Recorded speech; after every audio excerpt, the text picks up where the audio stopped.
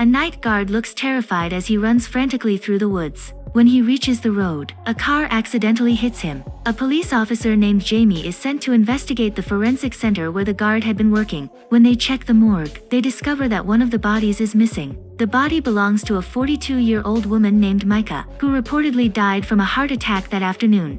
They review the security cameras, but most of them are turned off, except for one. On it, they see the guard reacting to something before he rushes upstairs. The control room is locked, and someone has changed the codes, so technicians are called in to check. Micah was a wealthy and influential woman, married to a younger man named Alex. He serves as the director of the pharmaceutical company she owned. Alex is mourning her death, and his sister tries to console him. Later that night, Alex rides his motorcycle to a private apartment. There, it's revealed that he is having an affair with a young woman named Carla. As they talk, Alex admits that he was the one who ended his wife's life. He tells Carla that they're finally free. Just then, Alex receives a phone call from the police informing him that Micah's body has disappeared. Carla nervously asks if he's really sure Micah was dead. Alex says he is. Carla hands him a drink to help him calm down, and Alex says he needs to go to the forensic center so he doesn't raise suspicion. At the forensics office, Jamie tells Alex that it seems like someone hated his wife enough to harm her even after death. Alex replies that neither of them had enemies. While the officers are elsewhere, Alex secretly calls Carla and asks her to find out what she can about the night guard who was brought to the hospital. Carla mentions she once interned there and still knows people who can help. Later, during an interview, Alex says his wife was afraid of flying. The officer explains that the stress from her flight from LA may have triggered the heart attack. Still, she finds it odd because Micah's medical records don't show any signs of heart problems. The police then ask the forensic expert if it's possible that Micah wasn't really dead. She says she confirmed the death herself, but she's starting to doubt it too. However, Jamie is convinced that Micah died, and someone must have stolen her body, though he still doesn't know the reason. The forensic officer says a heart attack could be caused by a certain chemical, but they haven't done an autopsy, and with the body missing, they can't confirm anything. Everyone begins to look suspiciously at Alex. As Alex argues with the police to let him go, the lights suddenly go out. While everyone is distracted, Alex heads to the morgue where Micah's body was kept. He finds the box with her personal belongings, but one pouch is empty. Then he checks her locker and finds a bottle labeled TH16. This was the substance he used to poison Micah's wine, which likely caused her heart to stop.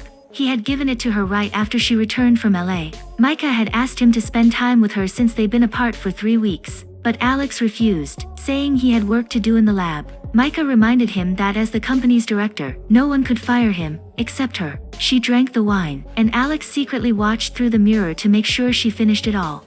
Back in the present, Alex is shaken when he sees the TH16 bottle inside the morgue. When the lights come back on, he quickly slips the bottle into his pocket. A few moments later, the police arrive and ask Alex what he's doing there. They spot the box containing Micah's belongings and notice that it should have been in her locker, which now looks like it was forced open. They realize the phone is missing, so Jamie checks Alex and finds the TH16 bottle on him. Alex claims he just picked it up from the floor, but the officer points out that it has the lab's official seal. Jamie then asks what TH16 is used for, and Alex says he doesn't know because it's not part of his field. Just then, Alex gets a phone call. He tells the police it's just his sister. It's actually Carla, who gives him some updates about the night guard. Since the police are watching, Alex quickly cuts the call. He later goes to the bathroom to call Carla again. He tells her someone is setting him up because the same TH16 he used has shown up at the morgue. Carla panics and says it must be a trap by the police, but Alex insists that only the two of them know what really happened. Carla swears she hasn't told anyone.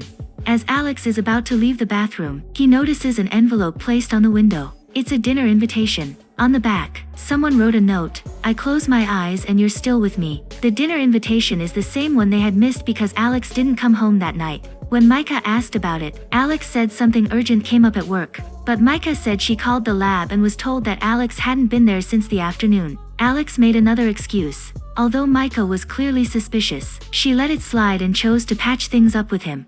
Later that night, while Micah was asleep, Alex received a text from Carla. The message read the exact same words written on the back of the dinner invitation. That's when Alex starts to suspect that Micah must have seen the message and now she's the one setting him up. Meanwhile, the technicians finally unlock the control room door. Inside, they discover an air duct leading to the rooftop, where the body could have been taken out. Outside, near the emergency stairs, one of the officers spots a footprint. Jamie then asks Alex if the date, March 20th, 2012, means anything to him. Alex says no, but Jamie reveals that someone changed the wall calendar to that date, and it's also the same code used for the control room door. Alex looks uneasy, because it's the exact same code he used at his lab. In a flashback, as he's putting the TH-16 bottle inside the fridge, Micah suddenly appears behind him, startling him. She tells him that she saw him enter the code. She then asks why he chose that specific date. Alex replies it was the day they had a fight. Later, Micah surprises him with a gift, his dream motorcycle.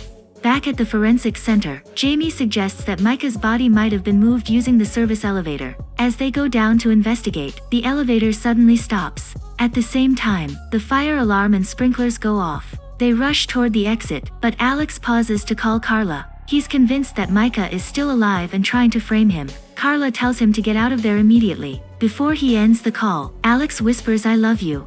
Unbeknownst to him, Jamie is right behind him, listening in.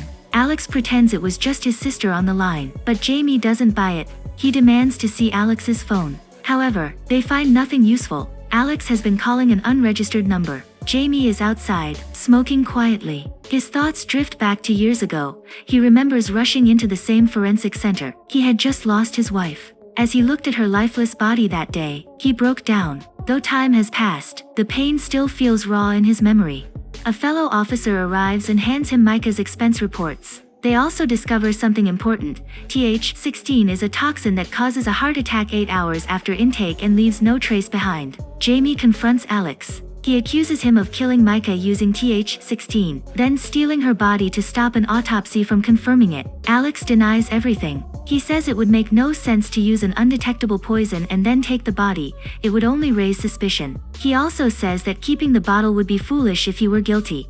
Jamie says he grieved his wife for years and finds it strange that Alex can stay so calm after such a sudden death. Alex insists that he truly loved Micah and mourned her deeply. Jamie then shows him the report. Micah had hired a private investigator months before her death. Jamie suggests that Micah might have suspected the affair and planned to divorce Alex. If that happened, Alex would have lost everything. Alex later sneaks into the bathroom to call Carla. She tells him that she received an envelope with a flash drive. It contains photos of them together, proving their affair, and a voice recording of Alex confessing he poisoned his wife. Alex thinks Micah got all this from her investigator and set him up. Carla says she feels like someone is watching her. Moments later, a car appears and drives straight toward her, as if trying to hit her. Panicked, Alex tries to leave the forensic center, but Jamie stops him. Alex shoves the officer in frustration, and Jamie punches him, knocking him unconscious. The next morning, Alex finally admits everything. He starts by saying that Carla was his student at the university. They grew close and began meeting often until their relationship turned romantic. But over time, Carla grew tired of the secrecy and broke things off. Alex, who had become deeply attached, told Carla he would leave Micah to be with her. But he also knew that if he filed for divorce, Micah would destroy him and take everything. Carla kept pressuring him, and eventually, Alex came up with the plan to poison his wife. Jamie asks why he thinks Micah might still be alive. Alex explains that she probably found out the truth through her investigator. Maybe she switched the glasses and faked her death, then left clues to frame him.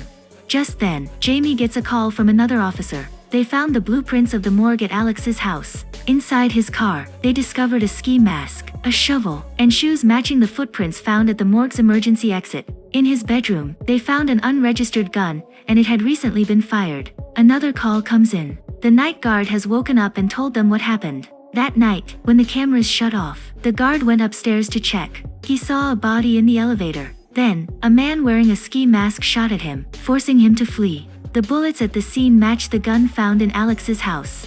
Alex denies everything. He claims Micah hired someone to fake her death and frame him. He begs Jamie to help him find Carla. She can prove his story. On their way to the police station, they receive word that a body has been found by the roadside. Alex grows terrified, thinking it might be Carla. But when the body bag is opened, it's not Carla. It's Micah. That's when Jamie calmly reveals the truth.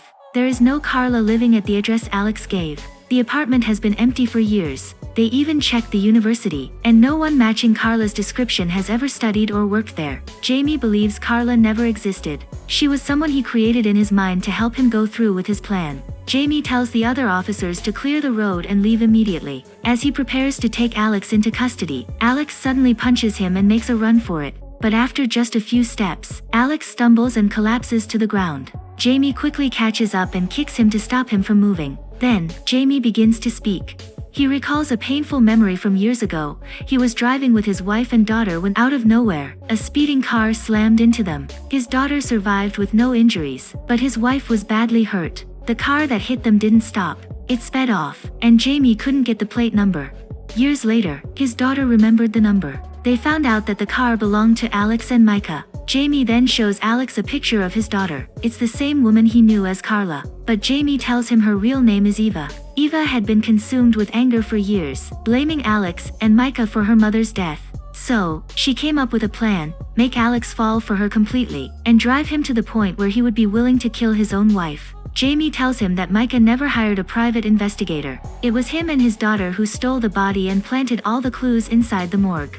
Then, Jamie reveals the final twist. Before Alex came to the forensic center, Eva had slipped a drop of TH16 into his drink. Now that it's been 8 hours since he consumed it, the toxin is kicking in. Alex begins to feel the effects as his body weakens. Jamie's revenge has finally been served. Slow, silent, and cold.